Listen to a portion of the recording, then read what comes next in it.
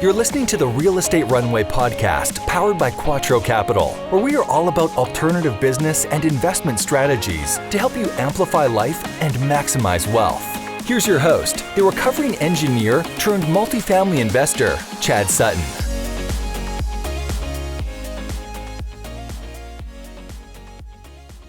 All right, friends, today we have a very special guest. It is actually Bring Your Mother to Podcast Day, okay? My mother, yes, my mother is going to be interviewed by her son. This is weird for me a little bit, but she has a fantastic story. She is part of Team Quattro, an integral piece, and I really think you're going to enjoy it because who can reinvent themselves rather, 4 times at least throughout the lifetime that I can count while raising 3 kids?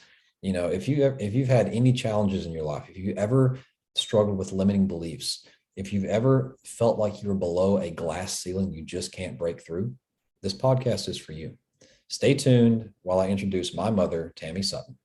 All right, Real Estate Runway family, welcome to another episode of the Real Estate Runway podcast. I'm your host, Chad Sutton, and today is Bring Your Mommy to Podcast Recording Day. So today we have a very special guest on here. I know I always say that, but today she really is. She is my mother, okay? And she is also the Director of Transitions and one of the 5 managing partners with me here at Quattro Capital. Yes, 3 out of 5 of us are related, and we kind of adopted the other 2, so it is what it is.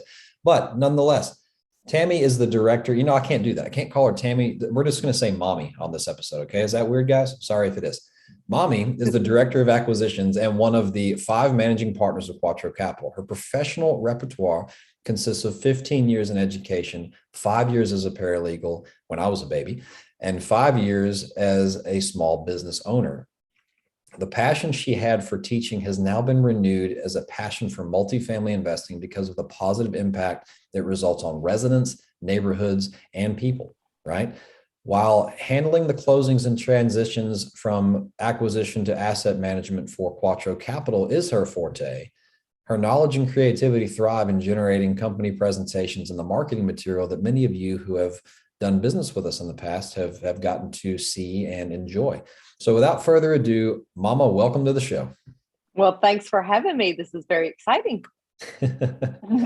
All right. I got to know just a little bit. And just hang on just a minute. Yeah. It's weird for you to call me, Mommy on the show. It is so weird when you call me Tammy. Even after all these years, it struggles. So I'm good with call me Mom. Fair enough. And y'all, I know we usually are pretty good about, pausing between people talking, but this is a mother-son relationship. We're going to interrupt each other all day. So just absolutely, it's okay. It is what it is, right? It is what it is. So with that, nonetheless, I wanted to bring her on the show because her story of how she's really changed her stars really, and reinvented herself, not once, not twice, not thrice, but I think now 4 times, right? This goes to show you that you still don't really ever know what you want to be when you grow up, and you can keep changing that through the ages. Now, what I'd love to hear real quick, we usually ask people to talk about themselves a little bit. Well, that's going to be the podcast, right? Real quickly, just describe to the listeners what it is that you bring to the table here at Quattro Capital. And then we'll get into the story itself of how you came to be part of Quattro Capital.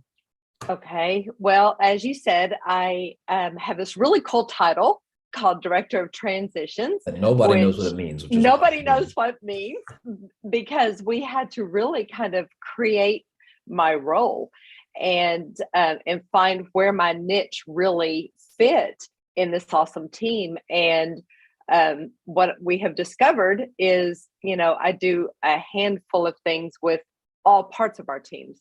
So I do have a very big supportive role, but the one thing that I am actually overseeing this and that is I walk the property once it hits that closing status. I walk that property from acquisitions through the closing process all the way over to asset management. And there's a lot of takeover tasks and things like that happens when you acquire a property.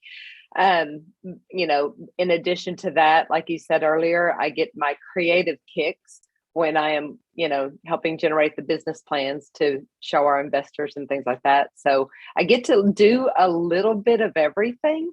I there for a while was saying everything I did was in the background, but really it's not. But yeah, that's what I do. I just kind of walk everything through. Yeah, and I think you've used the analogy, that the train analogy, very very often, Yes. talking about your role. Yes. Tell us about that a little bit with the three parallel trains. Okay. So, all right. So, well, okay. So you're giving that credit to me, but really it's your analogy, but it works so well. So we have these trains going down the road. You've got your acquisition train, your asset management train, and my train's pretty somewhat in the middle. And so when your train is accelerating really fast, I'm kind of pacing you, and then I start to slow down and shift, and the asset management train pulls up. I'll pace with that train for a little bit and do the handoff there. So Yeah, and really, you really what still she's do that, but talking, you still do that better than I do. really what she's talking about is the handoff situation, right? Yes.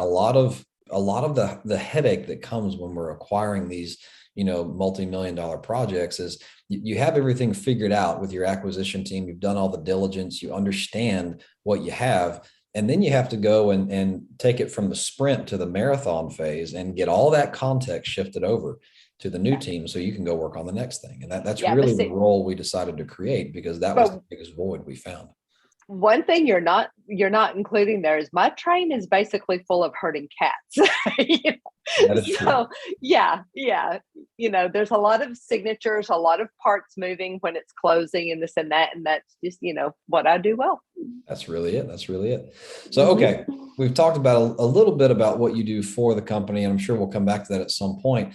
But Mhm. what I'd really love to do is kind of walk through your history, and maybe even start back as in the paralegal days. But you've reinvented yourself throughout my lifetime a couple of ways and a couple of times. Yeah. One from a paralegal, eventually into education, eventually into a small business franchisee, right? And Mhm. then Mhm. beyond that into the real estate investment world with the family portfolio, and then Right. eventually as a grand scale syndicator with Quattro Capital. So I'd love to kind of walk through that a little bit, and let's go way back and just start Okay. back in the paralegal days. Well, the funny thing is, of everything you listed there, none of it was what I had actually started out wanting to be. So I a actually, little further, we got to go back. yeah, a little further we go back. I had a conversation with an uncle of mine one time, and not to get too eerie here, but I literally fell in love with Clarice off of Silence of the Lambs. I loved the how she got in to the criminal mind and all the way. So I really wanted to be a criminal psychologist. And I started off thinking, okay, wait a minute, to honestly go back to how far back my limiting belief of myself was. It started right there. I had a dream. I had a vision of something I knew I would be good at, but I didn't trust myself to be able to pull it off. And so, I dove into college. I was going to get a psychology degree. Actually, my degree is in psychology with a criminal justice minor. And I wanted to head off to law school. And I got scared. I didn't trust that I could do it. And, sure enough, then you were coming along. And so there was Chad. And so then there was the whole change of priorities. I gave that up because the last thing I wanted to do was be away from you 100 hours a week to let somebody else raise you. And that just was not okay with me anyway. So that, 0 and 2 there, here we go. Thanks, Mom. I I had a great childhood. Go ahead. Thank you. But so, I went in to the paralegal and legal secretary field for quite a while and was loving that. And, enter a new marriage, which also came with a child. So we have our little mini version of the Brady Bunch. I had you, he had Dana, and, suddenly here was this, little toddler that just needed so much love and care that Terry and I decided I would be a stay-at-home mom and, blend our family and give everybody what they were needing. And so that's what I did for several years. That literally took our tiny utility room, threw the washer and dryer out into the garage, and made myself a little office. And so I continued to do some paralegal work out of my home, to make ends meet, and did that for several years. And then I jumped into typesetting. That was working from home before it was cool, right? Yeah, working at home before it was cool. And then I, switched Hold over. on a minute. Here's interruption number one. I'm going to have to go back to the paralegal thing. So before that, remember that point about criminal justice and investigative mind, because that comes back into play later. That's very important. So yeah. And so then I we stumbled upon some friends of ours, and I did a little typesetting for him for a little while with prison business forms. And then we found ourselves in Tennessee. And that was, I guess, early 94, whatever. I don't know. We moved Tennessee. That would have been the year 2000, because we were 2000. That was the first year we were there. 2001. There we go. 94 was when I got married. 2001 was when we ended up in Tennessee. And, the jobs I was doing out of my home at this point, really distance working at home, really hadn't figured out, that wasn't possible at that point. So I found myself thinking, what am I going to do now? Wait a minute, my support group's gone. Where's my mommy? She's still in Texas. Where's Terry's mom? She's still in Arkansas. So here I am in a state for the first time in my entire life without extended family. And again, Terry and I decided it was still very important that I do something a little bit, but be accessible to the kids, since he was going to be working 45 minutes away. And so I stumbled into a teaching assistant position at the elementary school, and absolutely within 24 hours was head over heels in love. Was like, why hadn't I been doing this the whole time? This is a natural thing for me. And so I found myself adding to a teacher license to my degree, which took me about 2.5 years. And so into, what was it? Fast forward 2004, 2005, whatnot, I started teaching, and, kids had grown up enough that was fine. We were able to juggle everything all at once. And I absolutely thrived, loved teaching for a good 12 years. That then a brick wall hit, and I didn't realize a brick wall had hit. What I did not realize was how tired I was from all the requirements of teaching. And I didn't realize that. And so what brought on that change of heart from something you love so much? Well, there for a long time, the priority in education was that you do what was best for the kids, that you teach what was best for the kids. And then through that time, I guess, for lack of a better piece of imagery, education became very corporate. And it was no longer, in my perception, it was no longer what do the kids need, but hey, here's this new approach we're going to take because it's the up and coming thing, and it's what got sold on our industry, and this and that and da-da-da. And the battle between doing what your kids need that are sitting in front of you in a classroom versus appeasing administration and government on a new education trend was really becoming this internal battle. Because if education, if the new reform or this or that, new math, for example, if I'm doing what I needed to do to please administration, my kids were suffering. But if I did what my kids needed, if I stayed that renegade teacher and I taught my kids what I knew they were going to need to succeed in life, these people were mad at me. And it literally was becoming very exhausting, very exhausting. That makes sense. So the regulation over time really pulled the focus away from what was important, and then it was no longer fun. Right. Now, don't get me wrong. I absolutely loved teaching the kids, and I loved the relationships and the trust that I built with them. I'm still in touch with many of them today. I still miss that part very much. And I was definitely most lucky to work under Dr. Jean Lloyd, who hands down, I will claim any day, was probably the best principal in the country, because he also knew it was more important to do what was best for kids. And he allowed me to do that. It was about the people, not about the. It was about the people. It was about the people. But, he was coming up on retirement, this and that, da-da-da. I was feeling very frustrated with some other things. And I thought, well, let's see here. I need a new four walls. And so I, talked about where to go, what to do. And there was an opportunity that was open for me. And I was fooled by a leadership sales pitch that didn't pan out to be true. And I not only found myself more frustrated with the direction public education was taking, I was, the people, it wasn't right. That equation wasn't right for me anymore. And so literally I was, I guess what you could say, it was really ticking away at my health and my happiness. You were about as frustrated as a horse that jumped the fence only to see the greener grass on the other side was actually painted on the road, right? Exactly.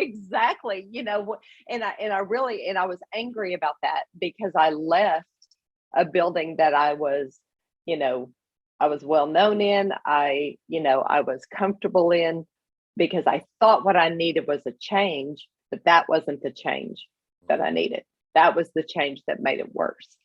And so, I guess we're diving into the story now because I just segued right into it. Do you want me We to did. So interlude right there. Did you go buy an Apple Watch? Is that what I see on your wrist right now? No, I will give it a plug. This is not an Apple Watch. This does everything an Apple Watch does without driving me nuts. This is a health smartwatch too. Product interlude, excuse me. I have an Apple Watch on my wrist. I thought she went and copied me, but I guess she did her own. No, I just wanted to be able to track my health and this and that, and I didn't want all the other things that and I didn't want to pay for an Apple Watch. I got a little, doing all the home renovations that we're doing. I didn't want to spend that money. So I actually have this little thing called a health smartwatch 2. Check it out. Very good. Well, folks, success, a big part of that is your mindset and your health. Mm-hmm. So take care of yourself. And if you're looking for something to track your stuff, Apple Watch, or what did you call that thing? It's a health smartwatch 2. Get it on Amazon or everywhere smartwatches are sold. The end. Okay. Now. Right. Okay. Back into it. So that's a perfect segue though, because now, the stage is set. Right. You've reinvented yourself a couple of times through life, right? Yes. Mm-hmm. Where did it go from here? Okay. So I guess this is where I go back and I tell you, brick walls are put in our lives sometimes for a reason. And this brick wall to me felt like it was I was banging my head against it, but hang on. It's there for a reason, because it's telling you your chapter there is finished and it's time to find another wall. But what I did not realize was how long I had actually been banging my head against that wall due to limiting beliefs. Several people, all teachers talk, you've got to be in touch with your emotions and this and that, but I did not realize what a negative world that I was submerged in. And, I had been asked several times, why don't you just go into administration? I was like, are you freaking kidding me? They're the ones that are making me crazy. I don't want to join that. And it's really, I say that, and then I feel like I need to clean it up. I had some really good friends in administration that were making awesome differences in kids' lives. But then there's that level of administration that feels like it can control all of public education. And that was where I was frustrated. And I just didn't want to be a part of that. And I was like, if I'm not on the front lines doing making the difference where I felt I could, and that was with the kids, I didn't want any part of it. But I didn't see a way out. Here I sat with 3 degrees. I had my psychology and criminal justice. I had my teacher license, and I had a master's in education. And I literally felt like I was put in a box with no way out. Because there were several times where I would sit there and just kind of, okay, what's out there? Let me, LinkedIn, let's go look at the jobs. Let's go look at what's the other one? All those work board, those employee boards and everything. Yeah. Nothing was resonating with me. A, I wasn't interested in any of it. And B, I was like, okay, I'm going to have to go get this license, or I'm going to have to go and add more degree. And the thought of going back to school a 4th time at the age of 50 did not sing to me at all. Yeah, And you're so I probably one of just, the most educated women in America right now. Number 50. right, I have a jack of all trades degree. But, but then, talked with my husband a couple of times. We had the franchise hair salons here in town. And, those were running okay. He had basically put me in charge of those and state of council. And we had discussed about that, but the corporate requirements to make a franchise truly successful, you have to scale. You have to own 20 or 50 of them to make a difference. And our small business was suffering because of all the corporate requirements. So I didn't really want to go down that path. So I thought, well, what do I do? And it was 2019. It was Thanksgiving of 2019. Yeah. We were headed to Thanksgiving in Texas, and we were there less than 12 hours, literally less than 12 hours. I was a few glasses of wine in, and my sister, Kim, hello, my partner as well, Kim Woodland, says, sis, it's time for you to quit your job. And I just was, that statement, literally, I remember feeling nausea, fear, and anger all at once. And I was like, I'm about to unload on her, and this is really not fair, because she had no idea all the struggles I had, thinking of the feeling about boxed in. But she was right. Okay, there. I said it publicly. My sister was right. Hold on just a second. Let's take that back one more time. My sister was right. One more time. Take 3. My sister was right. Wow. There you I'll go. never hear that again. Keep going. But because I was, yes, I agreed with her. I did need to quit, but what was out there for me? And, Terry had literally been the breadwinner of our family all these years of marriage. And the last thing I wanted to do, was put him back in the position where he was having to work, 18, 20 hours a day to keep us afloat. And I didn't want to do that, because even though I had a measly teaching degree or a teaching salary, it was enough to give him some breathing room. And I didn't want to take that away from him. So I really was like, okay. So, I even told that to my sister. And before she finished that sentence, she said, yeah, we've all talked about it and we all agree. And I was like, whoa, what? This is like an intervention rather than. Yeah. That's I was like, wait a minute. Yeah, that's kind of was like, am I getting a professional intervention here? So none of my arguments were standing up with her. And from a sister's standpoint, that was really starting to tick me off. She was just shutting me up right and left. And then finally, Interject here. The funny thing, for those of you who know Kim, our director of asset management, if she is proposing something like this to you, she's already thought all the vectors, and she knows you're going to try to talk your way right into a trap. Yes.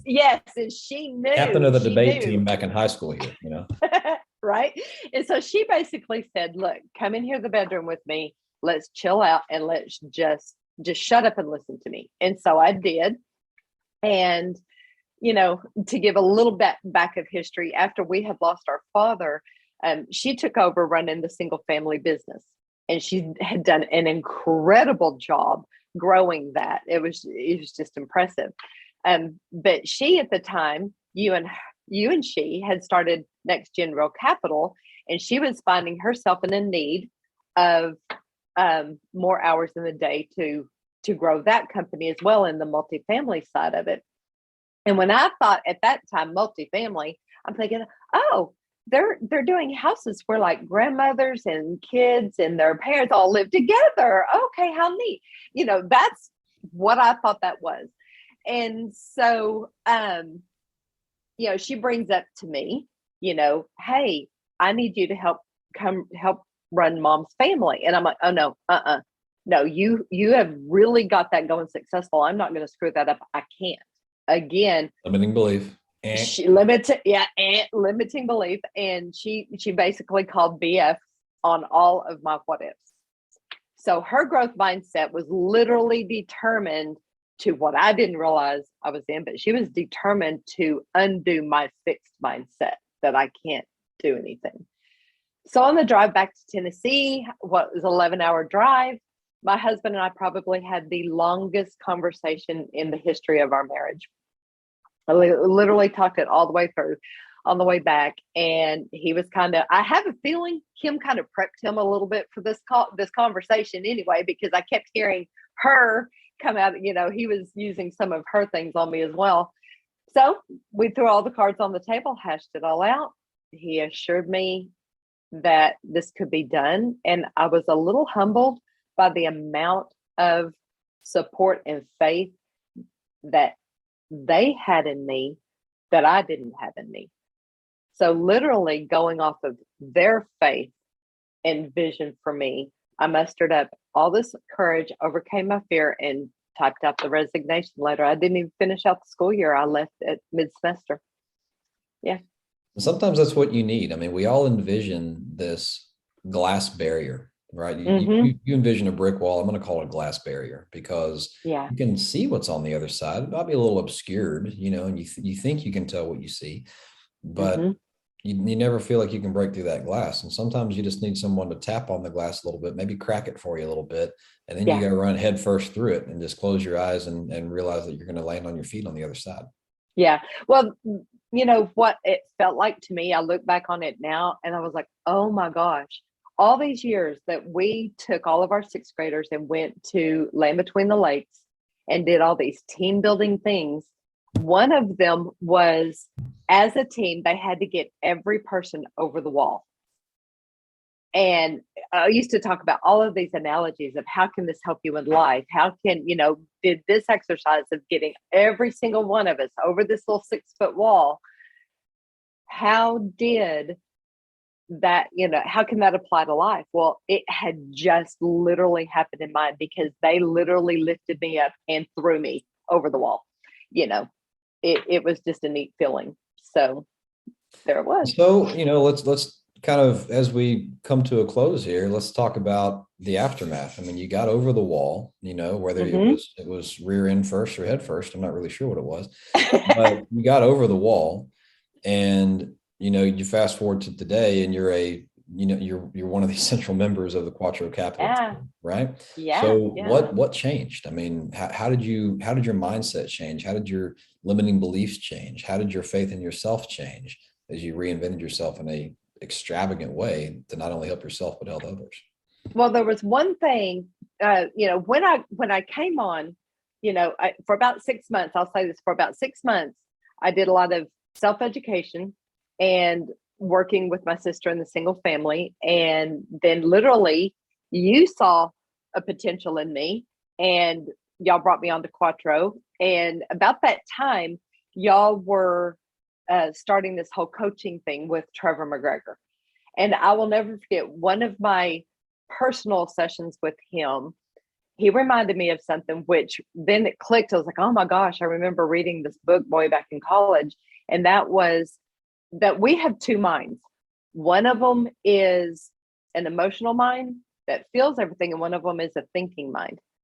And literally what I had to do was realize that I was drowning in all of these fears. And I had to let my thinking mind overcome my emotional mind. So emotional intelligence really had to get kicked into gear here. And insert plug right here, folks. Coach Trevor McGregor Coaching. Go to trevormcgregor.com. If you are interested in growing in mindset, confidence, and anything related to real estate, this guy knows what he's talking about. So he's coached not only Team Quattro, but large groups like Joe Fairless, passiveinvesting.com, Longhorn Capital, Wildhorn Capital, you name it. So go check this guy out. He's worth every penny. Yeah. Back to this featured episode. Where was I? You made me lose my train of thought. What was I talking about? Oh, so anyway, here I am. I starting to dabble in this whole multifamily thing. And really, it was all like listening and learning and doing. It's like, oh, multifamily is this whole branch of real estate I didn't even know involved. But it was through him and my team's guidance that I actually found my niche and what I was good at. And that goes back to, we created the role of transitions for me. But I found that I'm actually still helping children, but in a way that everyone wins. And that is something that just has got me so energized, and all of the what ifs and the unknowns and all the fears and all that just kind of dissipated with literally my first close. because when I got to walk those apartments with you all, and I saw a couple of kids, and I saw, wait, this is how we're going to make their life different. This is how we're going to change where they live. We're going to improve it. That's a really incredible feeling, And yeah, I'm not going to lie, doubling your net worth in less than 2 years, all because other people had faith in me. Yeah, hell yeah, I'll do it any day again. Absolutely. And just to add a little funny note to, the flavor of her soft spot for children, we call Tammy the playground Nazi. When she walks properties with us, there is not a single bolt that must be loose on a given playground, or we will replace the whole thing. I mean, tell the story about what happened on one of our properties shortly after takeover. Don't tell which one it was for confidentiality of the residents, but we had a certain property in Georgia where a little kid got hurt on the playground that was shoddy from the previous ownership right after we took over, and what did you do? I mean, you basically like, no, fast track this. We're getting a new one on site. Those kids need to be able to play and be safe and all that sort of stuff. And now they have a brand new playground. So it's about they do. Y'all. Is that going to hit the ROI? Indirectly, yes, but it's not about that. Sometimes it's about doing the right thing. Yeah, but that you just saw that story, but I will tell another one that's my favorite. It's okay. That's okay. But one of my favorite one was we were walking a property, and I came across they're probably about 9-10 years old, couple of boys. They were running around playing, and the property management and us had known that particular playground needed to go immediately because it was highly unsafe, and so it had been taken down, but the new one had not been put in yet, and they were really concerned about if they were going to get their playground back. And so I, struck up a conversation with them and asked them, I was like, well, what do you see? What kind of playground do you want? What are you thinking? And they were very adamant. They did not want a brown playground. They don't want the wood playground back because it gives splinters and it's just not happy. A brown playground evidently is not a happy playground. And so I asked from the residents. Right, straight from the residents. I said, well, what colors do y'all want? And they wanted blue, yellow with a little bit of red. So I promptly literally took that order straight back to our property management company and inquired, like, what color playground are we getting? Because I'm going to need to know for these little boys. And sure enough, that's what they're getting. So I can't wait. I do plan on going back and swinging with them when it gets brought in. Yeah. And yes, I will. That's amazing. Well, folks, I hope what you've heard here is that, your limiting beliefs are just that. They're just beliefs, right? They are not a testament to your potential. You can break through that glass wall. And if my mother with 3 children can reinvent herself, how many times did you do it? I lost track. About 4 or 5 times. But honestly, the best reinvention has been this one, though. I will say that, because I just, one quote I have to say here is from Dale Carnegie. You can conquer almost any fear if you will only make up your mind to do so. That's it right there. And it's all in your head. It's all in your mind. Make up your mind. Think about what you're going to do and do it. Yeah. Folks, we can talk all day on this story. I've got to cut it here, but we're going to go to the Quattro Trio, 3 questions that we ask every guest on the show. Mm-hmm. So without further ado, I got to know, what is your superpower in this business? I guess my superpower is I would call myself a make it happen person, because I've made it happen several different times. I've recreated myself several different times. It's all about getting it done. Hashtag MIH. What is your biggest failure to date, and what did it teach you? Honestly, not seeing my self-worth earlier, because if I was in the mindset that Trevor and you and Kim and everybody in my life, if I was in the mindset that I am at the age of 53, had I been in that same mindset at the age of 20, imagine what I could have done. Everyone talks about mindset. And when I talk to someone about mindset who I guess hasn't studied it or doesn't quite, maybe they don't have a positive mindset, right? It's about like I'm talking to them about using the force in Star Wars. Use the force. Right. You don't understand what the force is, right? But if you've ever struggled with limiting beliefs, if you've ever struggled with the I can't mentality, right? Or thinking, wow, that goal is way too big for me to dream, right? go look up the word mindset and just start to immerse yourself. There's books, there's coaching, there's podcasts. Just start to kind of wrap your head around what it is. Yeah. Because it is the difference. The people who, entrepreneurs who make it and those who don't, or even just people who make it in their chosen field, or as a stay-at-home mother, or whatever it is you're trying to do, you have to make up your mind to do it. Yeah. And I will say this: mindset, it goes hand in hand with emotional intelligence. Yes. And if you're not aware of your own emotional intelligence, you're going to self-destruct before you ever become successful. Yes. And I think I lied. We have Quattro questions this time, 4 questions, because you're going to write a book to our audience. Oh, I am.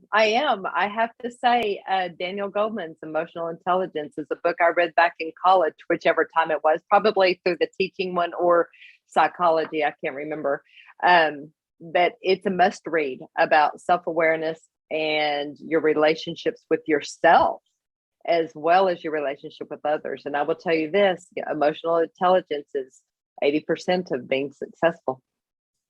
Absolutely. And folks, that will be in the show notes. So don't worry about trying to write that down. Just scroll down after the episode and you'll find it right there. Now, as you know, because you helped write the Quattro 4 pillars, philanthropy is the 4th and probably one of the most important of our four pillars. So what philanthropic venture do you support that our listeners might be able to support on your behalf? Well, any support for children is always going to have my heart. Okay. And there's several of them out there, but the one in particular that I'm really partial to is the Fanny Battle Day Home. It is a 125-year-old nonprofit organization in Nashville, and it provides affordable, high quality care for working families, as well as family empowerment programs that I really like, helping mothers start over. Families that have gone through a whole lot, helps them start over. I love that. And it provides the tools and resources for them to get started and to meet their financial goals. And that is at fannybattle.org. I agree with you. I love things that help the next generation. And here's why. You and I have talked extensively about this. You can help those who are already raised and grown all you want to, but many of them don't want to be helped, or they don't know how to do anything with what you're giving them. Right. But if you can change, to fix things like generational wealth and generational poverty, right? Yes. To fix things like that, you almost have to skip a generation, right? You got to get to the next generation and provide them the opportunities that they would never have otherwise. And if you can do it on a grand scale, you just might make a dent on the effect of that in the future. But anyway, I love that. So last question, I guess it's the Cinco Quattro, which is another funny joke. How can the listeners get in touch with you? Oh, you can definitely find me at thequattroway.com or Tammy at thequattroway.com. It's very easy. So actually, you can just follow any link on our podcast to thequattroway.com, click on her face, and that will get you. Yeah, I just rattled that off wrong. It's not Tammy at thequattroway.com. That's our email, isn't it? I don't know my own email. Very good. All right, folks. Well, this has been a special edition, Bring Your Mommy to Work Day of the quattroway.com. I can't even say the podcast name now. This is going to be in the blue. Okay. Let me try again. This has been another episode of the Real Estate Runway podcast. Bring your mommy to work day. Bring your mommy to podcast day. Okay, we're going to stop here. I can't even talk. Sorry, guys. Until next time, over and out. We hope this episode was insightful and brought value to your day. If so, please be awesome and leave us a 5-star review. Find out how Team Quattro can help you at thequattroway.com. Until next time, this is the Real Estate Runway podcast.